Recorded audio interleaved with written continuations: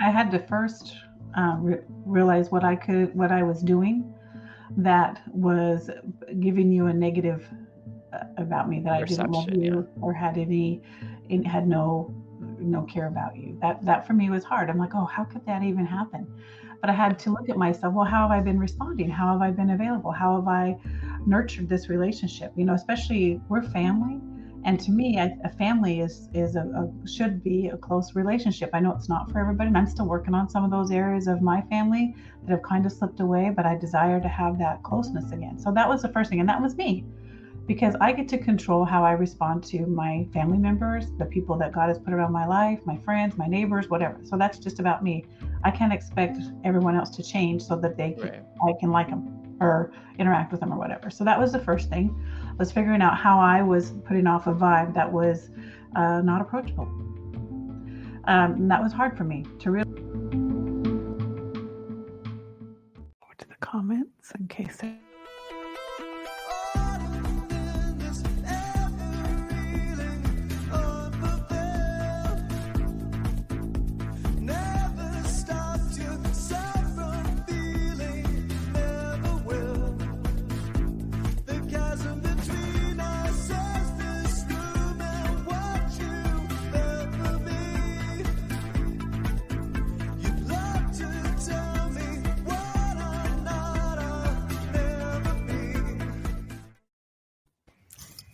Hi there. Happy Monday. Bonnie Violet here with Splendid Grace, and this is my co-host. Hey, it's Tina Frank from sunny Arizona. Happy Monday to you guys.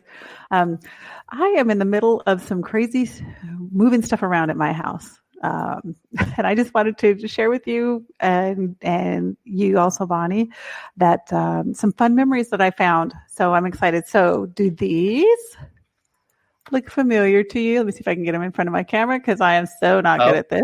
Yes, those are karaoke CDs. They are karaoke CDs. Oh my gosh. So I've been cleaning out my office, and we have boxes of random stuff. And I found a ton of these. I got like a stack this tall. You can see this tall. Oh, wow. And look at this one that I found in particular. Is that Spice Girls, of course. I was going to say. I remember. I'm going to share this, and I hope it doesn't embarrass you. But when we all lived in Avondale in that house with the pool in the middle, that U-shaped house, we talked about that a little bit a few episodes before. I don't know where I was coming home from, probably work, but I remember coming, and you can refresh my memory if I don't get it exactly right. And I see Charlie's logged on as well. So Charlie, you can add some comments if you want to. It was, if I remember correctly, I came home and it was dark, and you had met me at the door, and I'm trying to turn on the lights, and you said, "Don't turn on the lights. We have a surprise for you." And lo and behold, I had an Spice Girls concert in my main front room. So I was ushered in, and you had helped the girls all get dressed up like all the Spice Girls. I can't remember all their names right now. And you guys gave me a Spice Girls concert. Do you remember that? I do remember like the karaoke. Yeah. It's all coming back now. Charlie is saying it's one of her favorite childhood memories. Yeah, one of my favorites too. It just made me laugh this weekend. Yeah, no, we had so much fun with that karaoke machine. Oh my gosh, we did. And I don't have it anymore, but I've got all these CDs. I want to hang, I don't know why, but I might hold them just a little longer. I'm hoping one of the kids still has one around. But I think, just so you know, and you were their manager at the time, I think as their manager, you should bring the act back together for an encore show. Right? That would be great. I think it would be that cool would be awesome to have like a little concert. Do it virtual, I guess, if we need to. Yeah, that would be fun. Should I let them know that your people will be reaching out to their people? Oh, right. Yes. Yeah, definitely tell them to get their agents ready so we can work something out. We can put all that together. Because it's funny, they may have to take on different personalities. Last time you had it all worked out right. Sporty Spice, Baby Spice. Yeah. Who are they? Posh. I don't know them all. Posh, yeah. Oh, I love that. I remember to become one. That's like the song that jumps out as far as the one that I used to sing. Let me see. We had, I'm trying to read it, with Spice Girls Up Your Life, To Become One. That's it. Yep. Do It, Saturday Night Diva, Viva Forever. I think you guys did like 4 or 5 of these on there. It was so fun. Anyway, I wish we would have had a video camera then, because that would have been good blackmail material as the girls got older. Oh, So, right. anyway, Charlie said that she was sporty. oh, she was sporty. I couldn't remember if it was Charlie or Saber who was sporty, because I think Andrea was Posh Spice. I think Chantel was Baby Spice. And who was the other Spice Girl? I don't remember the fourth one. There would be Ginger, right? Ginger Spice, yes. Ginger Spice, yeah. So maybe that was Saber, Ginger Spice. That could be Saber. Anyway, fun memory. When I found all these CDs, they spilled out of an old box I had that I was moving around. Mm-hmm. So made me laugh and think of everybody. We had so much fun. I had so much fun with your girls growing up. And you too. It was such a good time. Yeah, we were all growing up together, weren't we? Oh, totally. It feels like a lifetime ago. It does. It does. I mean, but I'm hoping as we're remembering all these that we'll have brand new memories that'll continue to flow just as amazing. Definitely. Yeah. Once this, I guess we're making memories now too, but once things open up a little bit and we can travel, I'm eager to go see everyone in Arizona. We can't wait. I'm going to hang on to these CDs. We're going to find us a karaoke machine. An opportunity. Yeah. Well, I mean, the last time I went down there, we went karaokeing too. We actually went to a bar now that we're all old enough to go to bars. Yeah. But yeah. And Grandma even got to go. I know. I have some pictures, so I'll put some up on our Facebook feed and whatnot. Not all of them turned out great because it was dark in there. And oh, by the way, I looked like horrible, so there will be no pictures of me. No pictures of you. No pictures of me. Just pictures. Not gonna happen. Just pictures of you, and I got a good one of Chantel and me, so I may have to cut myself out. Don't cut yourself out. But anyway, so fun times. You know, it's funny because karaoke is either loved by people or hated by people. And for our family, it's just created a whole bunch of fun opportunities at home and out and about. So, yeah, no, I love it. My favorite thing to do is to go. My favorite is like dive bars. I don't like it. Yeah. Like, I want to hear somebody who has is tone deaf, or I don't know what the right term is, but they cannot sing, but they fucking do it. I think that's amazing because I can kind of sort of sing, but not quite. And so it's like, if I'm not think I can sound good, then I get in my head and it's no fun. But yeah, I'm the tone deaf one, but Sabra is rock star status. Oh yeah. So Sabra is so pretty. The last time we went out, do you remember we put our group together, all of us tone deaf, Sabra. Woo! Because we wanted to know that she was part of our group. Right. Yeah, she's with us. Yeah. So anyway, just thought that'd be fun to share a fun memory from before. And I'm so grateful that we can share these memories again. You know, it's one thing to have them in my heart by myself or share with the girls, but now that you come back into the fold and we're all worked together, sharing these memories again together, it's just amazing. So I appreciate that. Yeah, fantastic. Yeah, because, it's we have been talking a lot about kind of the not so maybe great memories of our relationship. And so, yeah, it's a really great thing. I remember getting my tongue pierced when I lived in that house too. You did. And I remember being horrified. One, they for people who don't know, if you ever decide to get your tongue pierced, they put this clamp down on your tongue and kind of clamp it down, and then they push the needle through. Sorry, maybe we should have warned people we were going to talk about piercings. But then they push it through, and your mouth automatically drops a lot of drool, and so.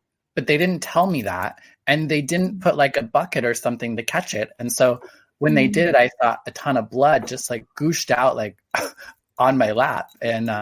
Luckily, it was just slobber or whatever. But I remember getting home. I was not there. Right.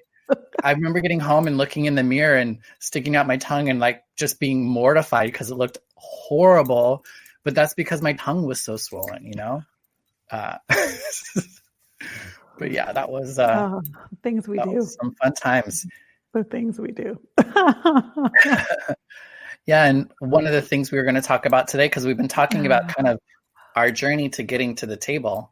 And so I I guess today we're going to talk a little bit about sitting at the table. And I think, you in particular, bringing this story to the table can just kind of remind us of when we did connect or where we do connect. So we can focus on that rather than maybe some of the things that we've let separate us from each other. Yeah, I think that's important. And I think as we move forward, no matter what's happened in our relationship, that moment we decide to come back to the table, if we can start there, remember all the good times you had together, remember all those funny moments, remember all that, whatever it is, goofiness, whatever it might be. And in the middle of that, just embracing that person or yourself even for who you were in that moment, because neither one of us were perfect in that moment. And we were both, that was just before that moment in our life where we were getting ready to go our separate ways and we had no idea. We had no clue. I mean, we were so tight. I never would have guessed that, our lives would have went the way that they went. Yeah, me either. And the fact that I feel like we've come full circle now. We can come back. We can both embrace those memories as two different people, still sharing that same moment, but having the freedom to be the amazing people that we've become on our own right, even though some of that was outside of relationship with one another. Right. And, I'm hoping that as we move forward and continue to sit together, that we'll have opportunities to share individual memories that will just bring life to one another as well. Things that have happened to you, things that have happened to me, the girls even, that we could get together continually and share in those and let those enhance the next season of our relationship, because those are all things we bring in and we have to be willing to share.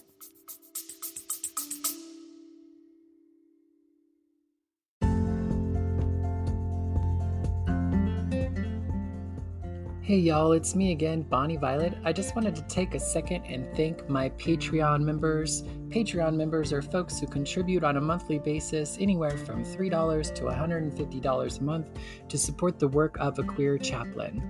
Big shout out to Victoria Thompson, Jason Brandt, Brandon Stanton, Kim Silva, Brandy McCarg, Randy Sandknott, Bob Kaiser, Joey Heckmeister, Violet Rhiannon, Gabriel, Jonathan, Petrick, and Todd Atkins Whitley. Thank you so much for your continued contributions.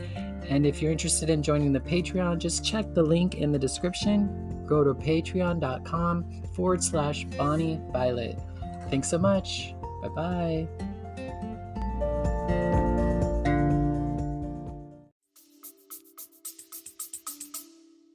Yeah, indeed.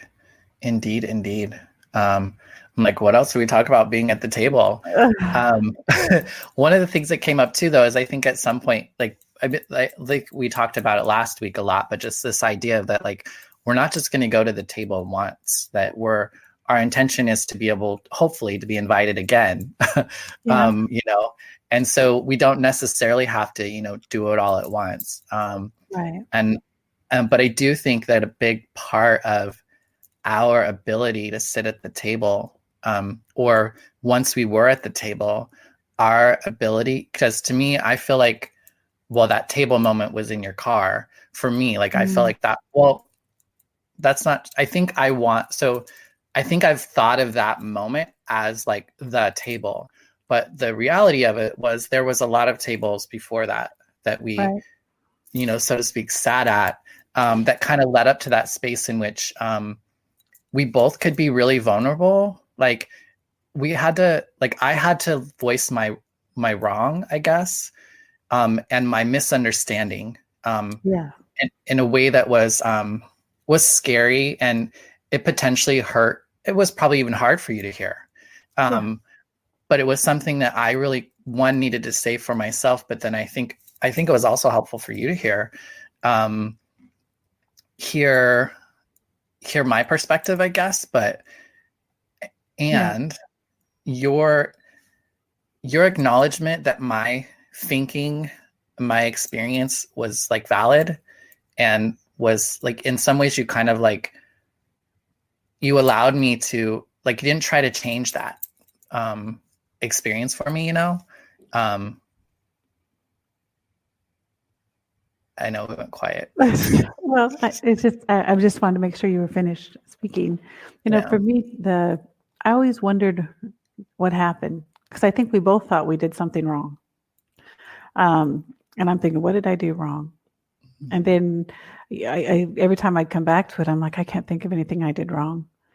And then as I started to change in my own right, based on the life I was living myself, those interactions that we had when we get together as a family, those were all brief encounters at a table where we can just pass each other and say hello, be cordial to one another, whatever. I remember when my dad died, and we were all gathered together there for his memorial service at him and my mom's home. Mm-hmm. And I think you and I, we had a little bit more of a opportunity to speak. We still didn't connect, but you had gone with some folks out and about. I had stayed at my mom's house. There was some tension in that whole experience for the family as a whole, as there sometimes can be, unfortunately.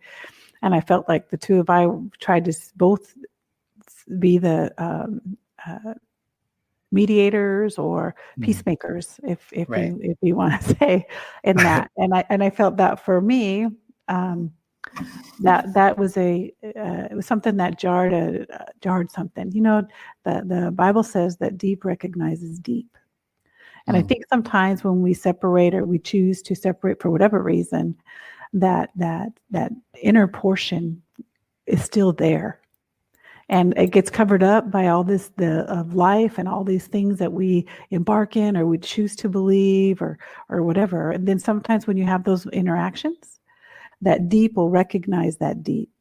And we have a bloodline connection because we're family. And so there's a depth there. And then when if we both had an encounter with Jesus, that depth gets even more and more.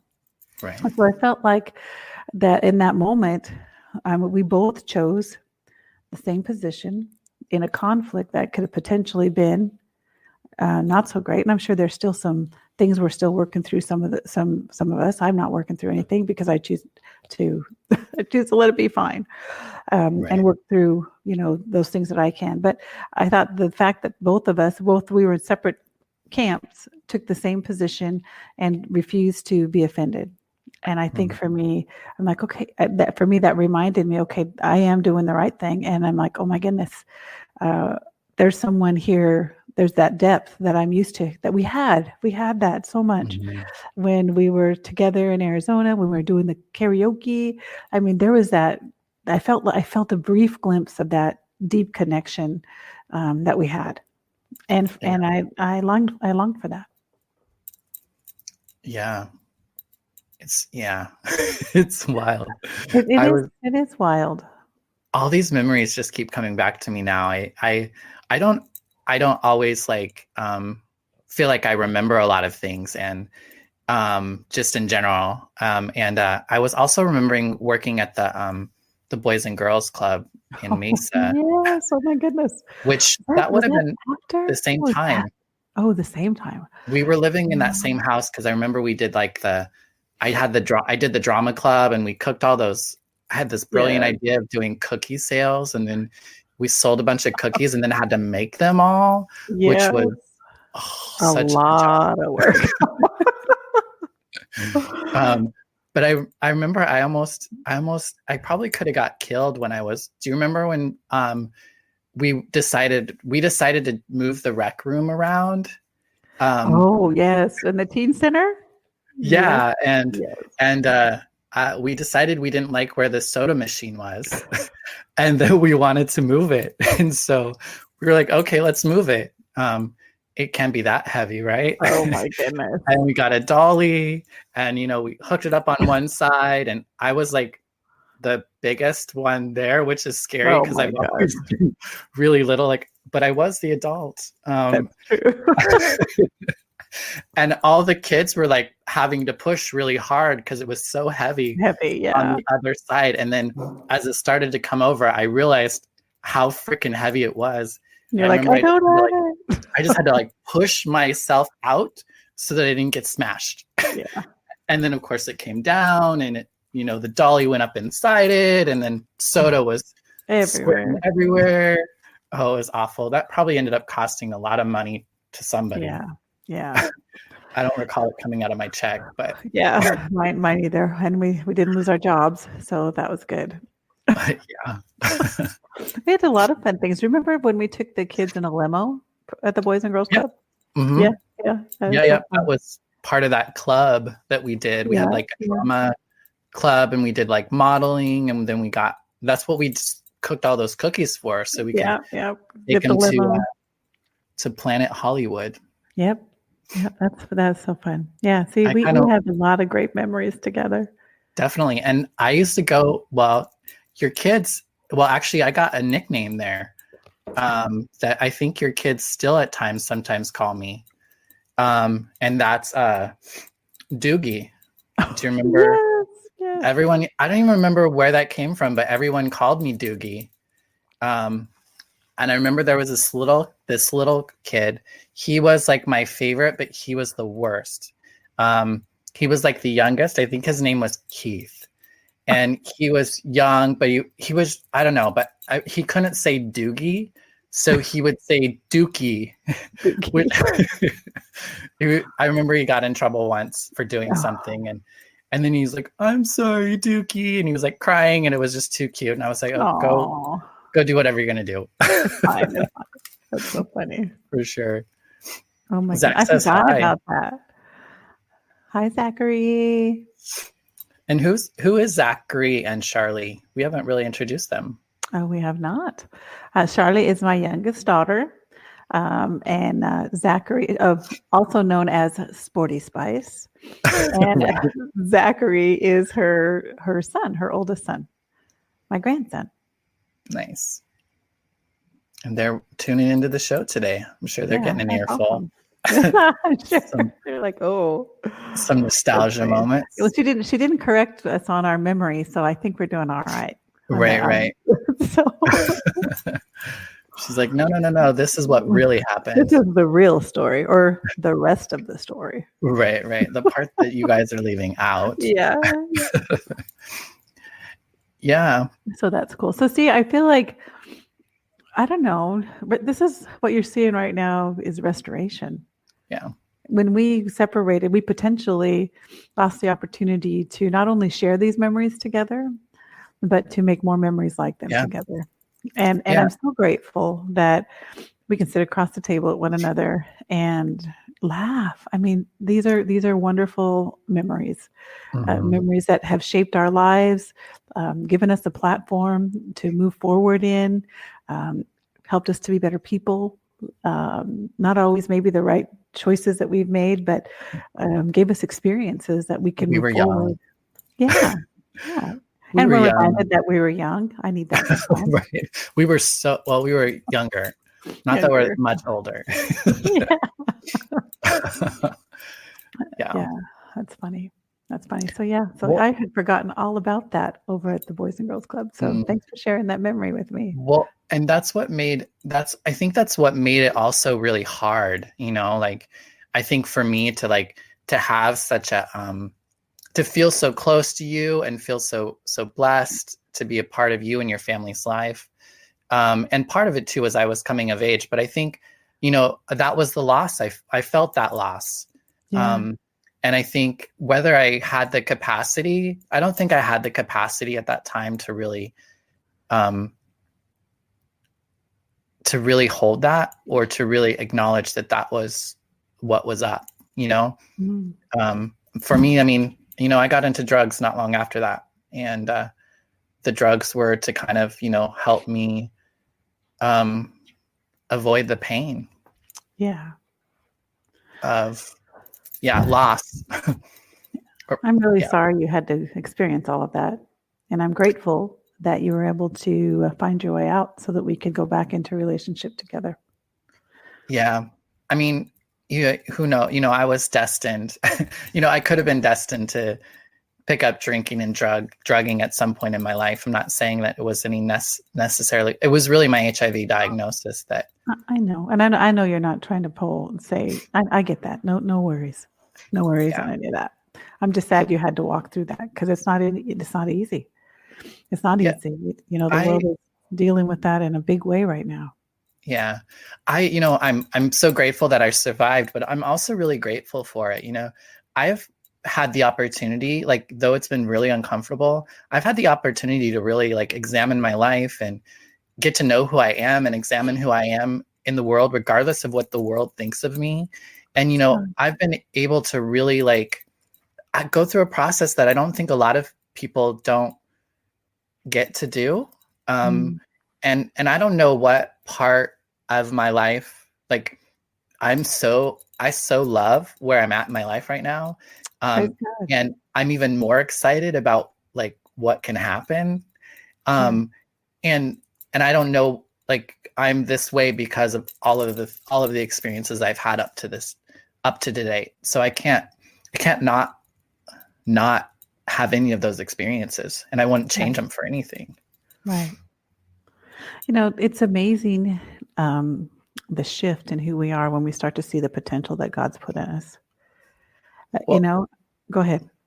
I think when I was scared the fuck of the potential that God put in me, to be honest Really? with you, I Really? didn't feel worthy. I didn't feel, Mm. yeah, I'd always believed that God made me just a little extra special, and somehow that little extra specialness was going to do great things.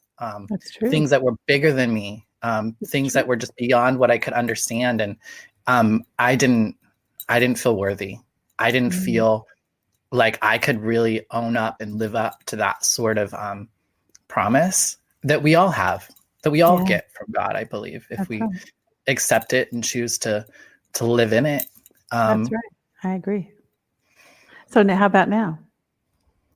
Now, I'm getting a little bit better about stepping into, Awesome. who I know. I think there was, I just let the world tell me who I was for a Mm. while. You know, Yeah. I fell into what the world, because I always, to me, I think God is an interest. Like, I was listening to a podcast earlier, and this person was asked about, you know, who is God, like, to define God. And he was like, I don't define God. Like, it's bigger than me, and so I feel like I've had an experience with God all along. I just didn't know Mhm. how it lined up with mostly people. um like, the people are what made it difficult, or that's who I Yeah. was listening to. I was listening to them instead of listening to God. Yeah. um I put God up on a shelf for a while. Yeah, it's sometimes it's hard not to listen to the people around you. And especially when there's most of them are going in the same direction.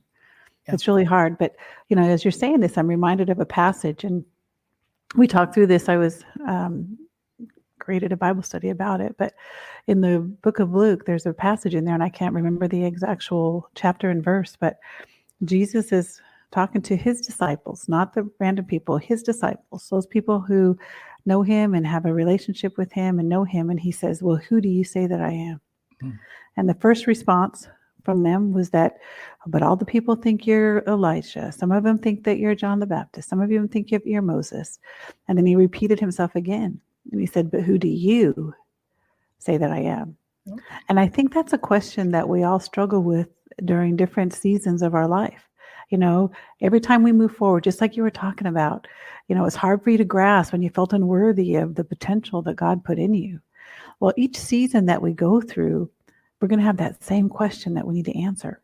And I'm sure you're finding that out as you move forward and as you embrace who Yeah. God's created you to be, and as you set the culture aside and the people's opinions aside to embrace who you are. Mhm. Every time you have to answer that question again and again and again. Right. And I think it's amazing, and it's a challenge. And it's like I think I shared a week or so ago. We grow based on our yes and our no.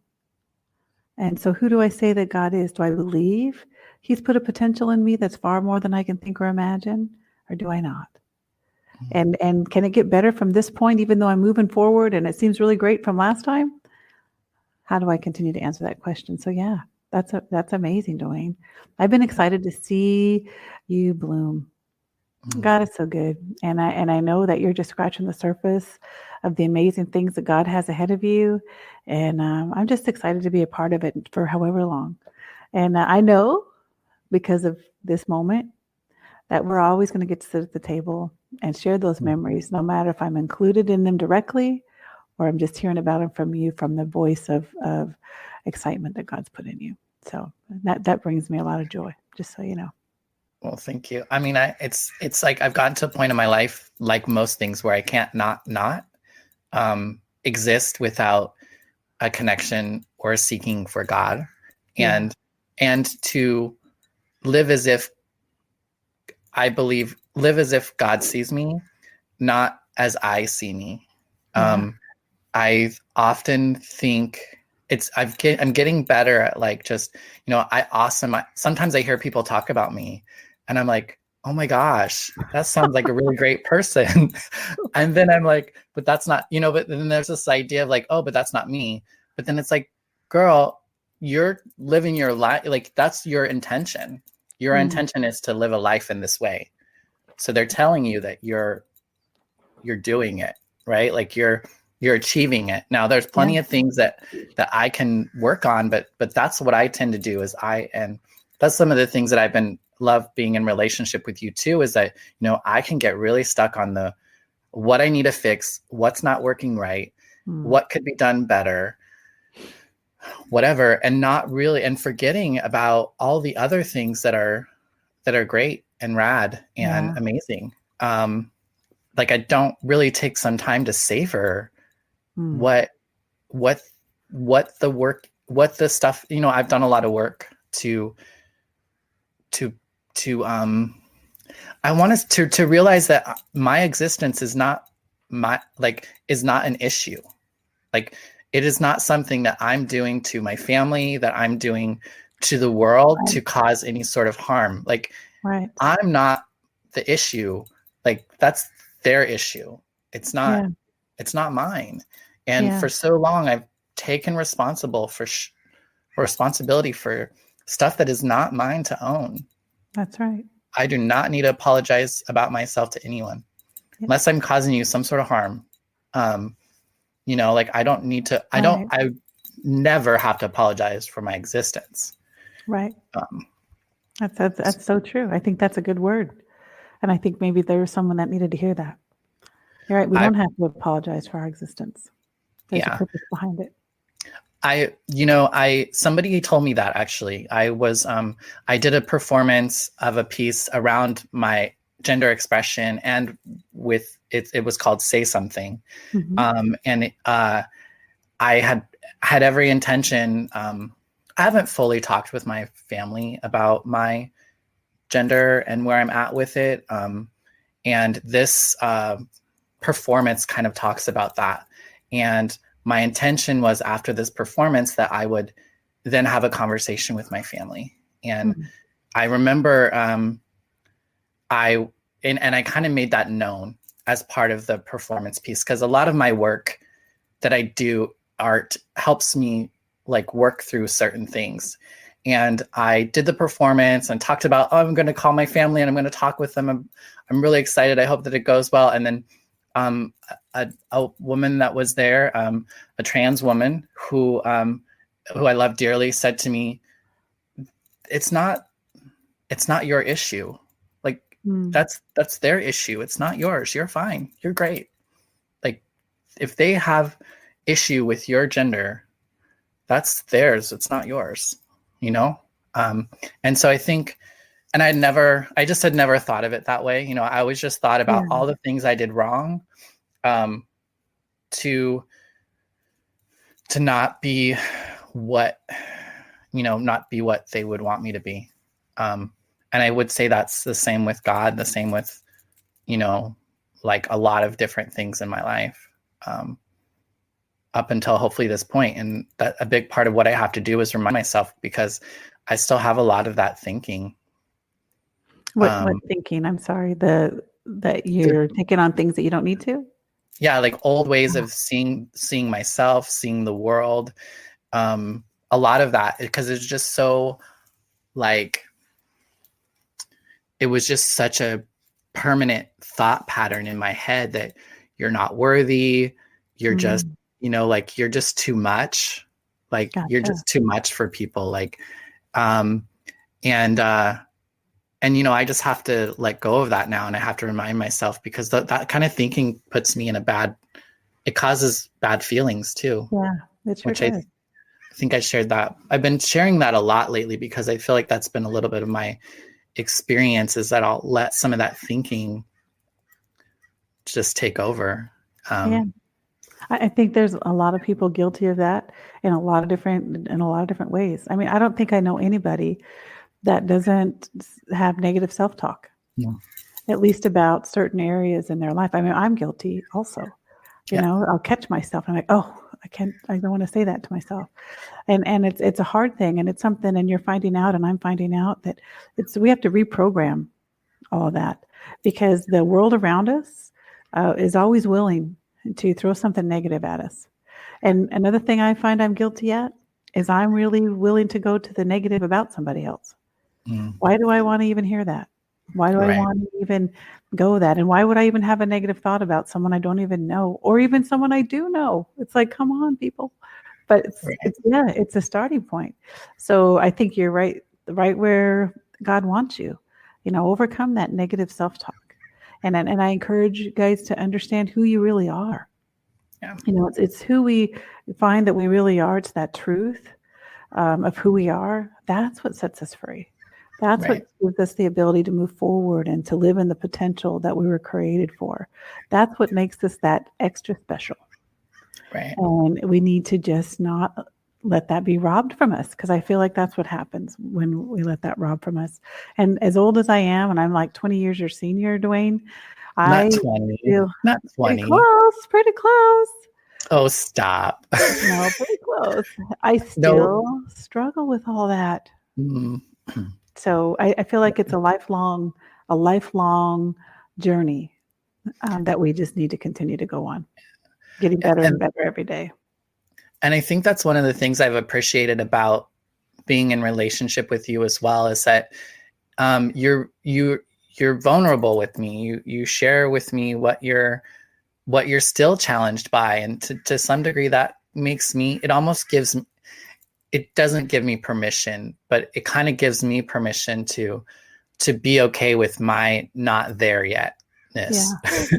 Yeah. Like you are, and also because you are further along in some of these things, you've held them longer, you've examined them, you've prayed about them, those sorts of things. You are further along than me. And so there's often times where I feel like you are like pulling me up to where you are, and in some of the parts of my life that I still, can be challenged by.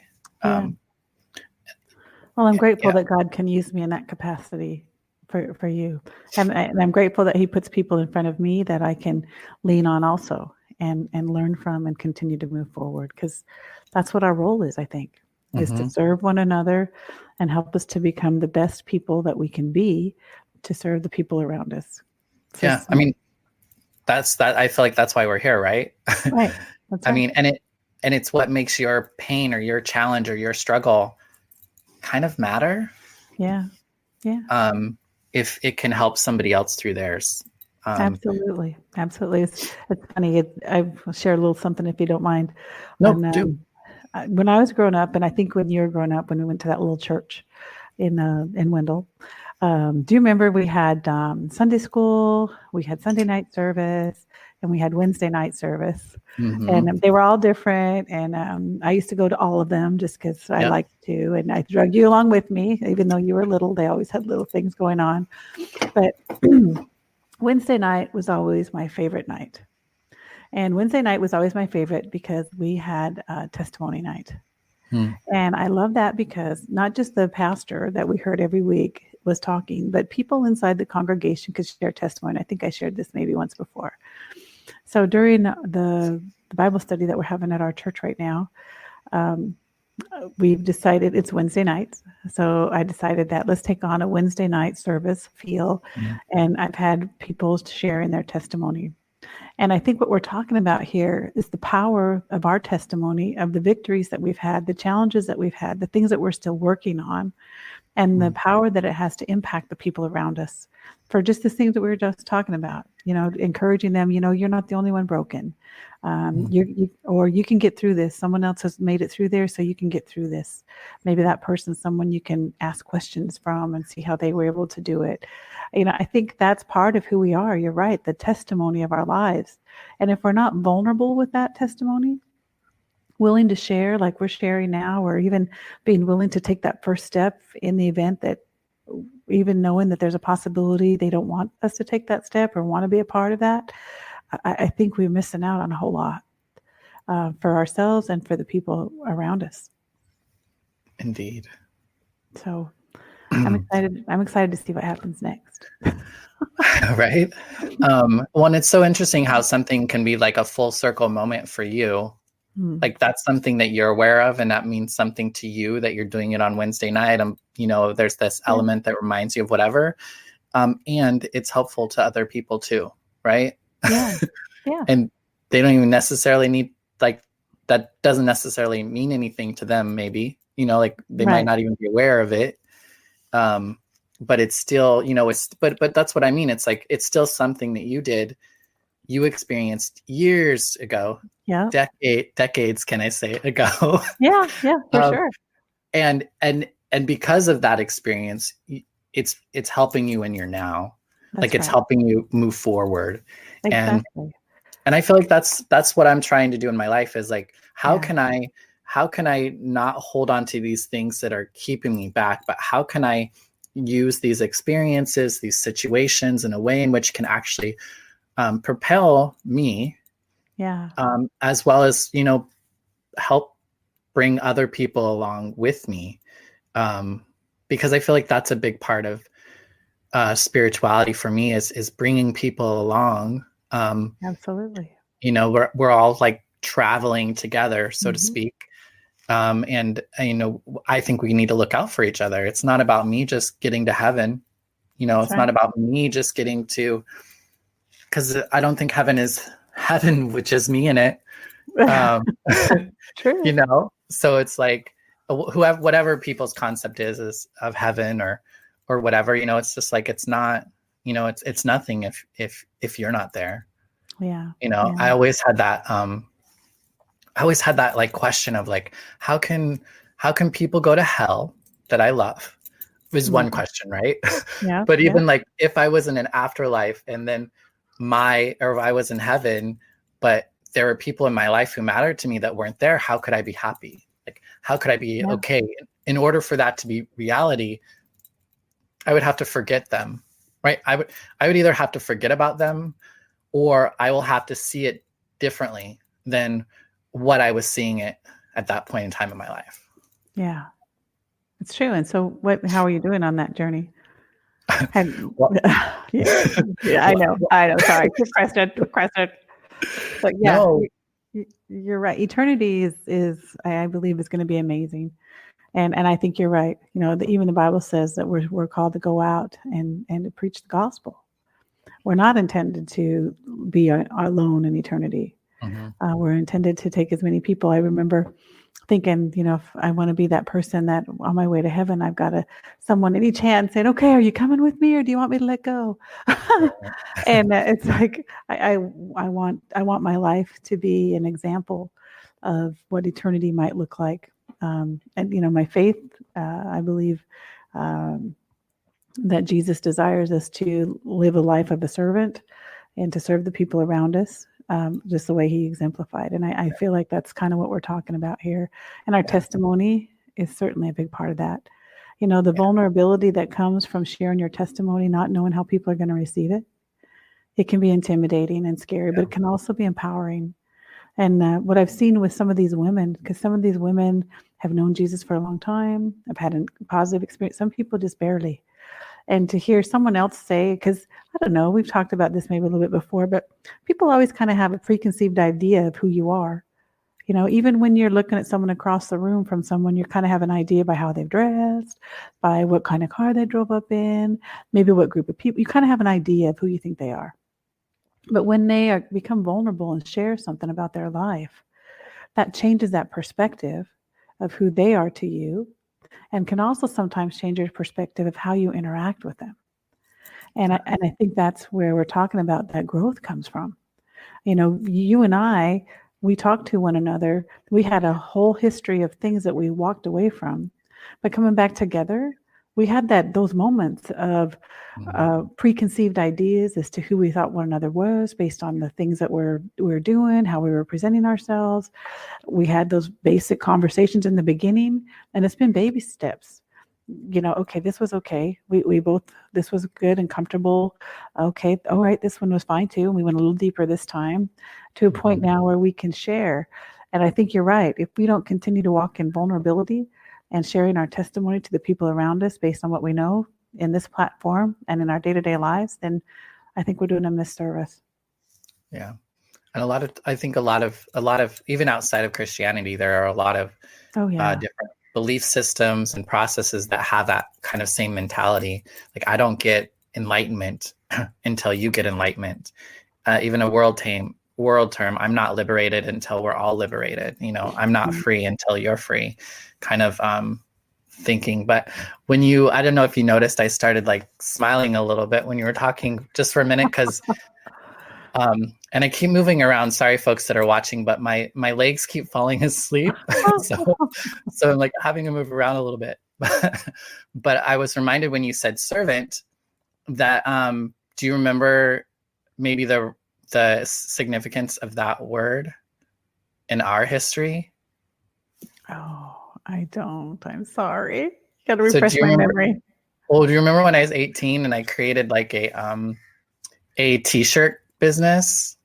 I do remember you created. And it was called Servant. Oh, I didn't remember that it was called Servant. Oh. Yeah. I remember funny. I like worked with you to do that because I was doing some graphic design stuff for you and your business at that time. And I started creating the t-shirt line, and I even went into like the Bible stores, or the whatever they're called, right? The Christian bookstores. Yeah. And I like pitched the ideas, and people were like in love with my t-shirts. But then I could never actually sell them because they needed me to have like an inventory first before they could put it. It wasn't like they were going to buy them and then put them in their store. Right. I had to have them. And so, because they all were mostly like, designs, they weren't actual like shirts yet, but I had whole line of what I thought was pretty cool. Wow. Do you still have that CD? Because I think I could use that. Right. Yeah. I don't know. Or is that on a floppy disk? Right. I know back then what would it have been on? Yeah. Anyway, sorry. Side note, rabbit trail. Yeah. We have been through we have had some experiences for sure. We have, good and bad. And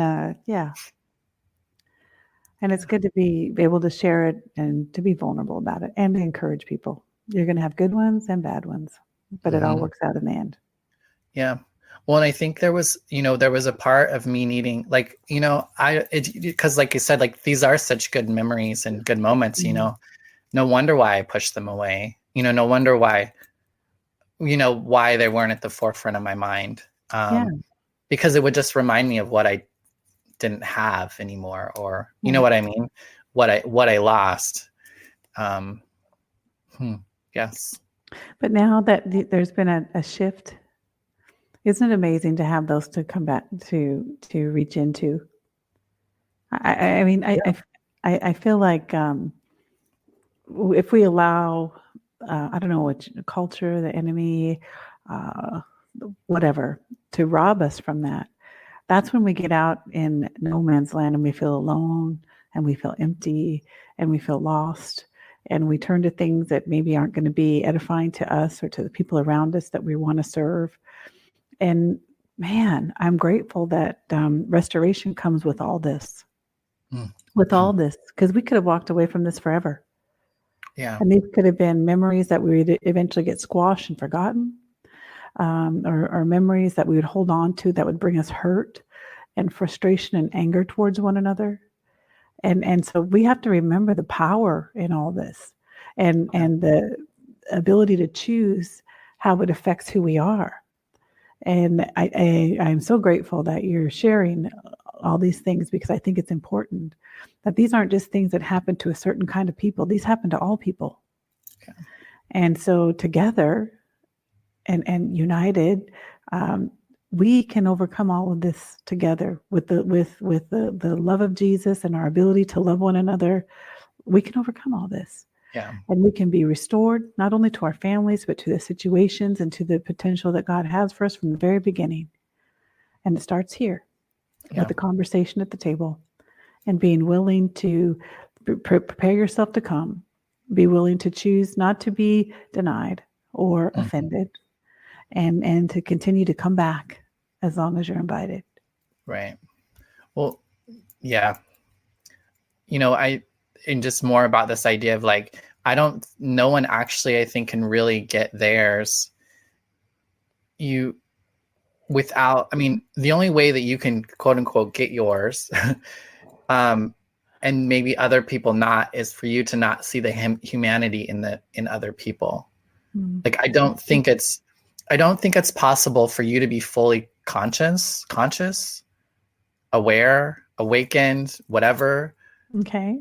And not see the humanity in others. I agree.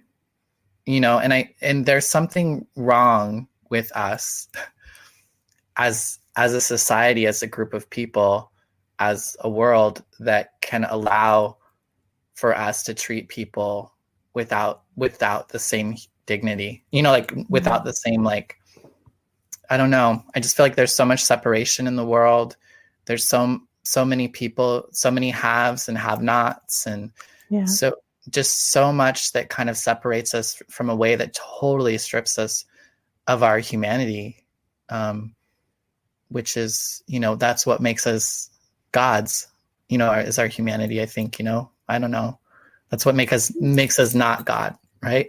Yeah, it's our humanity. That's right. That's what makes us not God. Yeah.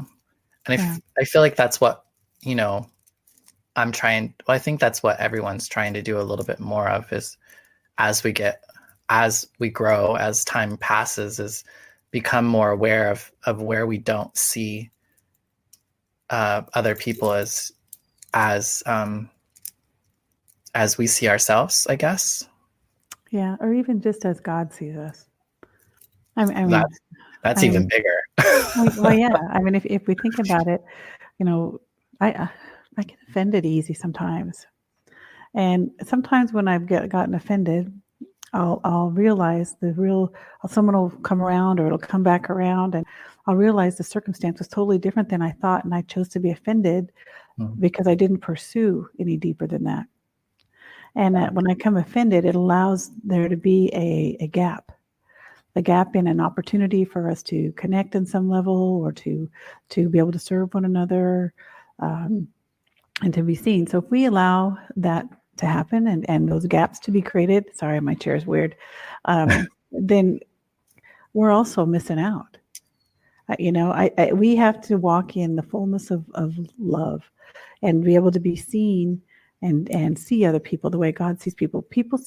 God sees people complete, unblemished, not perfect, but unblemished. So if I can just walk in a certain level of grace, and that's why we've called this podcast Splintered Grace.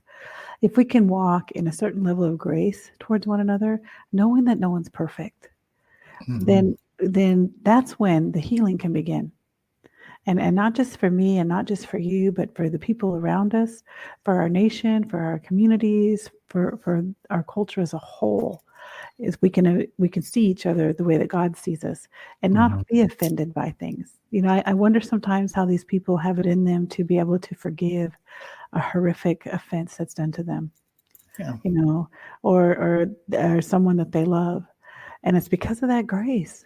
It's because they've chosen to get that much closer to being able to see people the way God sees them, and care enough about them to want them to be free and to live in eternity as well. Yeah. And that just blows my mind.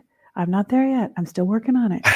Well, I mean, a big part of that is it's actually like we're actually releasing ourselves when we can forgive those sorts of situations, because I feel like, I feel like it's us being of service to ourselves just as much as it is to being of service to somebody else, and that's, that's the cool stuff about what I would call a sacred economy, or God's economy, or however you want to call it. It's like, it's like what's good for me is good for you, and in order for me to really like move past that harm that was caused me, I have to find a way to forgive it, to see the cause of it as humanity, and not, I don't know, like just like I have to do that for myself, or I'm going to be packing around that my whole life, and it's going to paint everything that I do. Oh, yes. I feel like we're getting close. Huh? Oh, we are getting close. But can I just share? I feel that what you said just reminded me of a passage of scripture. And I'm sorry, I don't know the address. If someone knows the address that's listening, feel free to put it in the comments. But the promise or the thought that we don't battle against flesh and blood, but against spirits and principalities of the air. I'm reminded of that. And so that means that I don't battle against you. I don't battle against that person who said something hateful about me. I don't battle against that person who has done some horrific thing to someone I love. Because here's the thing, they're having the same battles that I am. They're broken. They're walking through the same stuff. It's like hurting people hurt people. So these people are at least reaching out in some sort of aggression, be it physical, emotional, speaking, whatever it is, because they're hurting inside.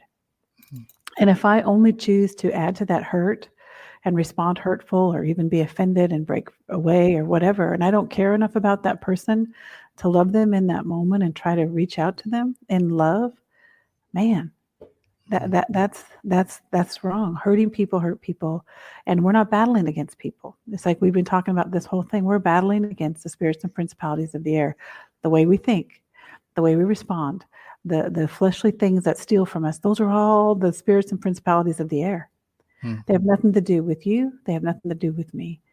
But each and every time to move forward, we have to ask ourselves, who do I believe that God is? And can I rise above this? And we have to answer yes, or we have to answer no. Yeah. So yeah. So thanks for letting me share that. That just came to my mind as you were talking about all that. I recently heard somebody say, healed people heal people. Oh, that's awesome. Yes, exactly. I know. I heard it say it. I heard, I'm not sure who originally said it, but I heard it from a Luke who's, I heard them talk about it, and I was like, oh my God, that is so good. And that's the kind of like thinking, like, that's how I don't want to see myself as a hurt person. I want to see myself as a healed person, or a healing person. And I feel like that's sometimes when I hear you say broken, I get that same sort of feeling. It's like, I'm not broken. I was never broken. I felt like I was broken, but it was like, that's not true. Like, that's a lie. To me, I think it's a lie. That's good. Thank you for sharing that, because that's a good word for me, because I don't want to be broken either. Yeah. I mean, I think, but that's how we see ourselves, and that's how we walk around the world. And if we walk around like we're broken, like, you are right. What else do we expect to get? Yeah. If we walk around like we're healed, imagine what that could do for us, and what that could do for the people in our lives. Yeah, that's good. It's just, it's crazy how we learn these things that are not helpful. Like, it just seems so easy to learn too. And all those other things that are so good for us don't seem to be as easily to grab hold of sometimes. Yeah. There's a line in this movie that I absolutely love that I watched last night, and it's from the movie The Normal Heart. And it says, men do not naturally not love. They learn to. Okay, say that one more time, just because I think I lost it somewhere in the knots. Men do not naturally not love. Okay. They learn to not love. Gotcha. Like, I think we're born with the ability to love, and somehow we learn not to. You'll have to type that in the comments and the quote, so we can hang on to that. It's what the language is kind of like the not Yeah, yeah. kind of thing. Yeah. So I think that'd be a good thing to have in the comments. So if when we look back on this, we can be reminded. So I think that would Yeah, be but good. basically we learn how not to love. Yeah, that's true. I think you're right. We don't learn how to love. We learn Yeah. how not to love. And yeah, then that's what we have to unlearn. Well, think about that. If we take that one step further, how did we come into this world? In all the ways that we've been talking about, we want to achieve. Vulnerable, full of love, trusting. Just a baby. Yeah. Just a little baby. Yeah. Exactly. A blank slate. Yes, a blank slate. slate. Full of wonder and all of that. Oh, look, Charlie helped us out. Yeah, there we go. Because I did post it on my social media yesterday. Men do not naturally not love. They learn not to. Yeah, the normal heart. There you go. Yep. It's such an intense film for people who want to get insight into what it was like for gay men in the 80s and the onset of HIV. It was a really intense film. It always kind of lifts me a little bit. It's what had to happen for me to get to live the life that I live today as a person with HIV 22 years later, Yeah.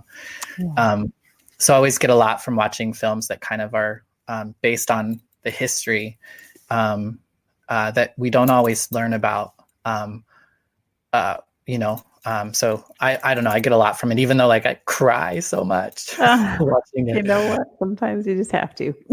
Yeah, it's healing for sure. Yeah. Well, we are right at that time that we need to wrap it up a little bit. Did you have anything you wanted to say before we go? Before I wrap, I was going to wrap it up. Yep, go ahead. Nope, I'm all good. I appreciate everyone taking time with us this morning. We are blessed to be a blessing. So thank you so much. Indeed. Great. Thank you so much for being here again today, Tina. And thanks everyone for who's listening. And tune in next week. We'll be here again at 10:30 if you're if you watch us live. Otherwise, our episode will come out every Monday if you're listening to us on a podcast.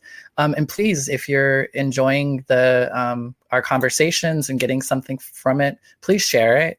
Feel free to share it with other people in your life who you think might get something from it as well. So have a great week, and we'll see you all next week, or you'll hear us. Hear us again. Yeah. And then I'm going to play that outro. Okay. Splintered Grace Podcast is brought to you by A Queer Chaplain. Follow us on all of our social medias, Instagram, YouTube, and Facebook at A Queer Chaplain. Listen to us wherever you listen to podcasts. Subscribe, comment, like, and share. Feel free to tip us at Venmo, Bonnie Violet, and support monthly on Patreon. The song is original by Steven Sandnoff, The Chasm Between Us. Rest in peace, Steven.